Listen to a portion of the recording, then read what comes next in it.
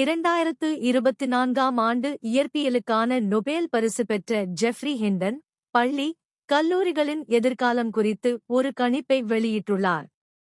அதன்படி இன்னும் சில ஆண்டுகளில் மாணவர்களுக்கு பள்ளிகள், கல்லூரிகள் தேவைப்படாது என்று அவர் கூறியதுதான் ஹைலைட். ஏஷிலேயின் தந்தை என அழைக்கப்படும் ஹிண்டன், சமீபத்தில் கொடுத்த பேட்டியில், அடுத்த 10 ஆண்டுகளில் மாணவர்களுக்கு தனிப்பட்ட முறையில் பாடம் சொல்லும் ஏஷிதை ஆசிரியர்கள், மனித ஆசிரியர்களை விட அதிகம் பயனளிக்கும் என்று கூறியுள்ளார். ஒரு தனிப்பட்ட ஆசிரியரிடம் இருக்கும் புத்திசாலித்தனம், திறமையை விட இந்த ஏஷிதை ஆசிரியர்கள் 3 அல்லது 4 மடங்கு சிறந்தவையாக இருக்கும் என்றும் அவர் தெரிவித்துள்ளார். இவை, மாணவரின் ஒவ்வொரு தவறான புரிதலையும் சரியாக கண்டறிந்து, தனிப்பட்ட விளக்கங்களை அளிக்க முடியும் என்று அவர் நம்புகிறார். எதிர்காலத்தில் இப்படித்தான் கல்வி.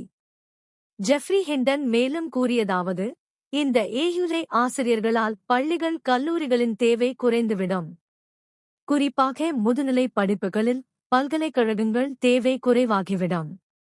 ஆனால் ஆராய்ச்சி மற்றும் அறிவியல் வழிகாட்டலில் பல்கலைக்கழகங்கள் இன்னும் முக்கியம்தான் என்று கூறினார்.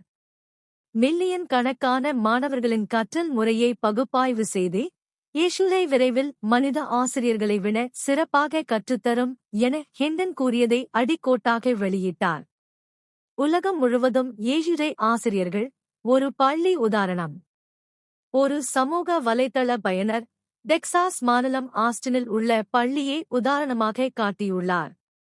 அங்கு தினமும் 2 மணி நேரம் ஏஷுரை ஆசிரியர்கள் வழிகாட்டியதில், அந்த மாணவர்கள் தேசிய அளவில் சிறந்த 2% இல் இடம் பிடித்துள்ளனர். இதுபோல, எஸ்டோனியா, சீனா போன்ற நாடுகளும் ஏற்கனவே பள்ளிகளில் ஏஷுரை கருவிகளை கற்றலுக்கு பயன்படுத்தி வருகின்றன. ஏஷுரை டியூட்டர்களை எதிர்நோக்கும் வலை உலகம்.